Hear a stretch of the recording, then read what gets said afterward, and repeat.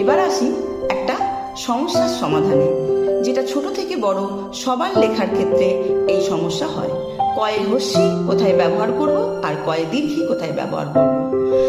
কয়ে হস্যি ব্যবহার করব যেখানে হ্যাঁ বা না এর উত্তর হবে। আবারও বলছি, যেখানে হ্যাঁ বা না উত্তর হবে সেখানে আমরা ব্যবহার করব কয়ে হস্যি।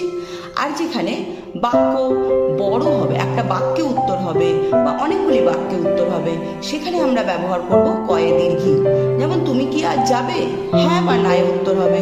তুমি কি ভাত খাবে, হ্যাঁ বা না এর উত্তর হবে, এখানে আমরা ব্যবহার করব কয়ে হস্যি।